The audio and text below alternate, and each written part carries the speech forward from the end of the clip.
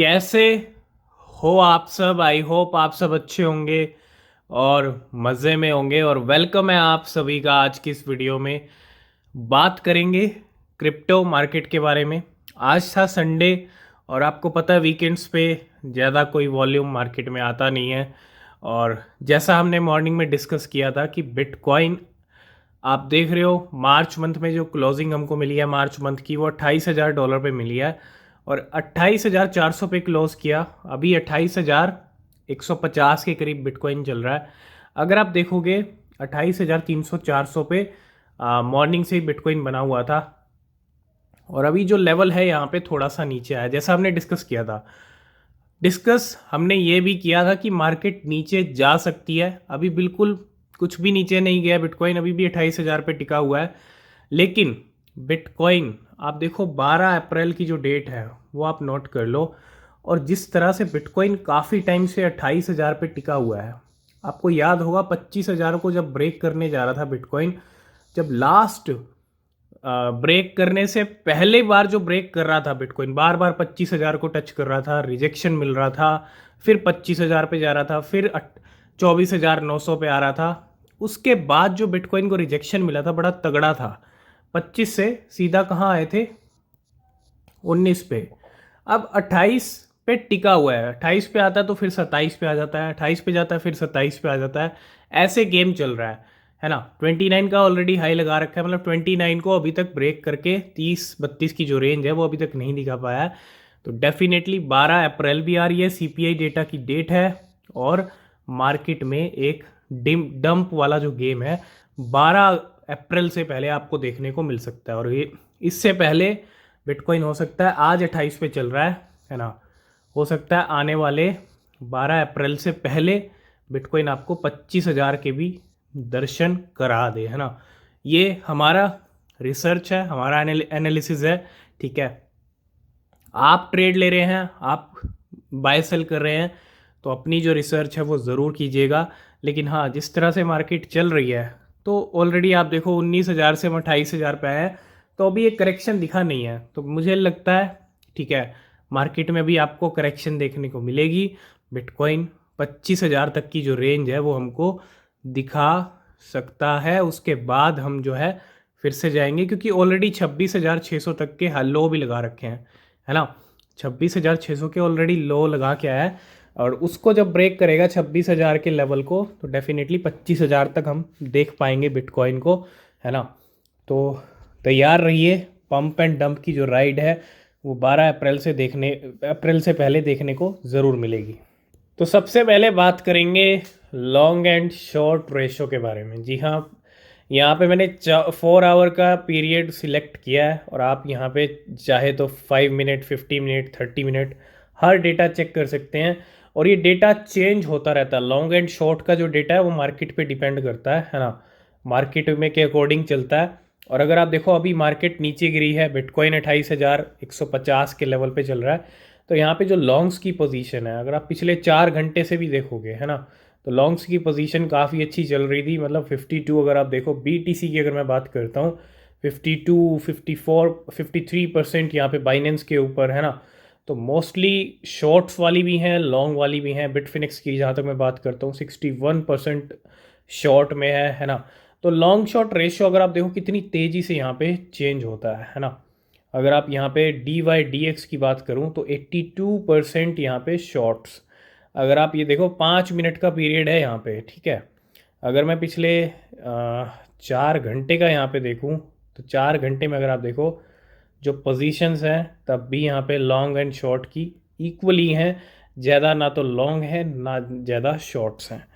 तो मार्केट अभी ज़्यादा यहाँ पे ड्रॉप नहीं हुई है, लेकिन 5 मिनट में अगर देखो, हर 5 मिनट में कितनी ज़्यादा तेज़ी से यहाँ पे गेम चेंज हो रहा है।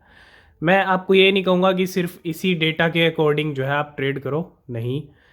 बिल्कुल मार्केट में हर चीज़ पे ध्यान रखो, न्यूज़ पे, एनालिसिस पे, लेकिन करो अपनी रिसर्च से, है ना। आपकी रिसर्च वो बहुत ज़रूरी है। रिसर्च क्या होती है? आपका एक्सपीरियंस। आपका एक्सपीरियंस आपको प्रॉफिट दिलाता है मार्केट में। अगर आप एक्सपीरियंस्ड हो ना, आपको एक्सपीरियंस हो गया मार्केट में, आपको 1 साल, 2 साल, 3 साल हो गए, जितने भी टाइम हो गया है, एक अच्छा टाइम आपने मार्केट में बिता लिया है ना, कहते हैं ना मार्केट में ठोकर भी लगती है, ठोकरें भी खाई हैं, तो डेफिनेटली जो ठोकर खा के बंदा बनता है वो फिर अलग ही बनता है ना। और मार्केट है, अप डाउन खेल चलता रहेगा, है ना। शुरुआत में अगर आप सीख रहे हो तो आपको ठोकर भी लगेगी, और उस ठोकर के बाद जो आप बनोगे वो एक अलग ही चेंज होगा। लेकिन आप देखो मार्केट में ट्रेडर बहुत सारे हैं, आप भी ट्रेड करते होंगे, बहुत सारे नए लोग आते हैं वो भी ट्रेड करते हैं, ठीक है, वो प्रॉफिट अर्न करते हैं। पहला तो अच्छी बात है, बहुत कॉन्फिडेंस होता है उनके अंदर, लेकिन उसके बाद जो उनका लॉस बुक होता है वो बड़े लेवल पे होता है।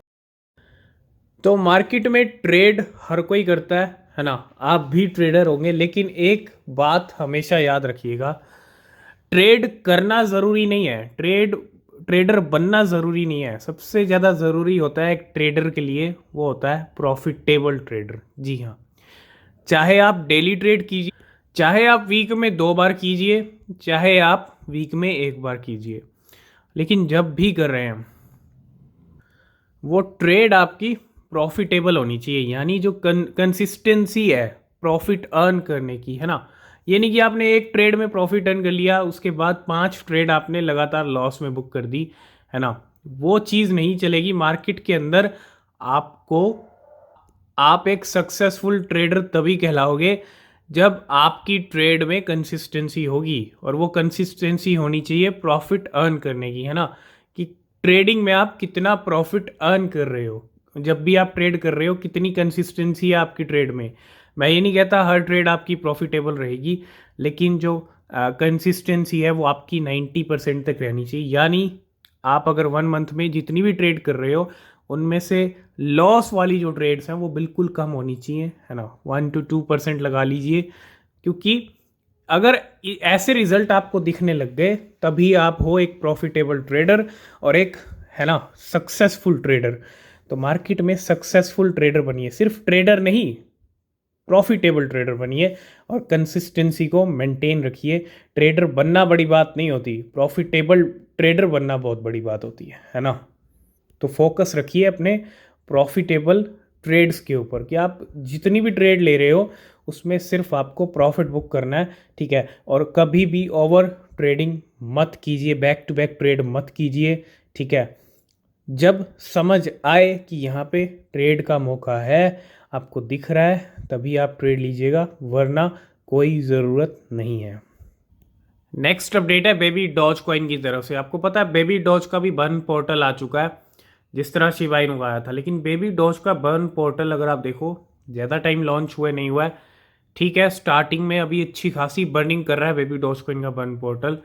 Our community has burn 51+ trillion baby doge through our burn portal worth and estimate $141,000, and we have matched the burn 5x and burn 257 trillion baby dodge worth an estimated $668,000, or additionally 310 trillion were burned this month, worth an estimate of 806, मतलब $806,000।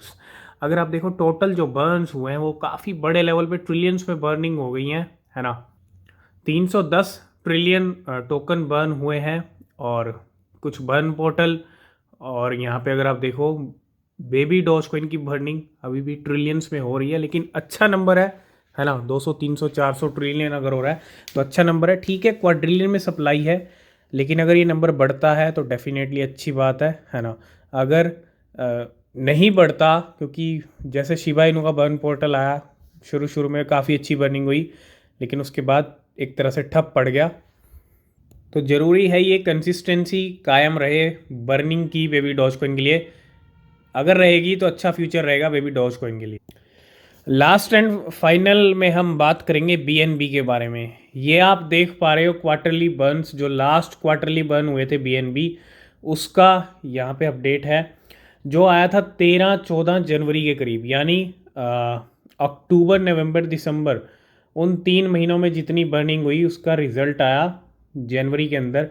अब जनवरी फरवरी मार्च की जो burning हुई है, quarterly burn होते हैं BNB tokens, तो अब जो है 12 अप्रैल को CPI है, तो एक्सपेक्टेड ही है 13 14 या 15 अप्रैल को यहाँ पे फिर से बीएनबी का अपडेट आने वाला है बर्निंग का।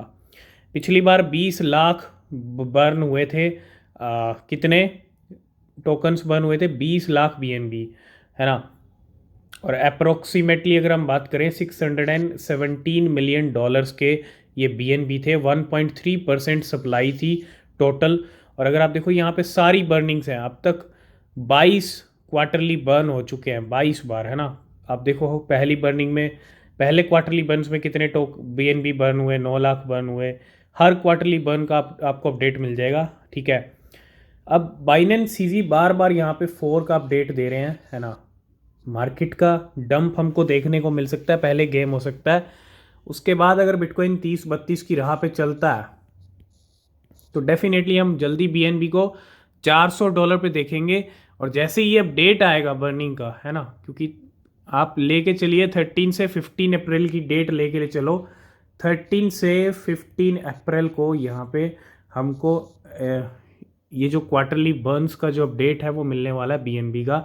और इस पर कितने बर्न होते हैं? 20 लाख होते हैं, 22 लाख होते हैं, 25 लाख बीएनबी बर्न होते हैं। जितने भी होंगे अच्छा है। और ये सारी बर्निंग से हो रही हैं, ये बीएनबी के प्राइस पे काफ़ी अच्छा असर डालेंगी। जैसे जैसे मार्केट में मोमेंटम आएगा, बुल रन आएगा, है ना। तो तैयार रहिए बीएनबी के लिए, ठीक है। जैसे ये अपडेट आएगा क्वार्टरली बर्न का, हम आपके साथ शेयर करेंगे। ये पिछला डेटा है जो लास्ट बीएनबी बर्न हुआ था, जो 22nd बीएनबी बर्न था। अब की बार जो होगा वो 23rd बीएनबी होगा। 23rd बीएनबी क्वार्टरली बर्न्स हम देखेंगे, ठीक है। कितने टोकन्स बर्न होते हैं वो देखना ज़रूरी है। तो आज की इस वीडियो करते हैं इवेंट। वीडियो पसंद आया लाइक शेयर कमेंट कीजिएगा। कोई भी क्वेश्चन कोई भी सवाल है पूछ सकते हैं। किसी भी क्रिप्टो में आप इन्वेस्ट कर रहे हैं, हमेशा अपनी रिसर्च करें, वो बेहद ज़रूरी होती है। मिलते हैं नेक्स्ट वीडियो में, तब तक के लिए बाय बाय, टेक केयर।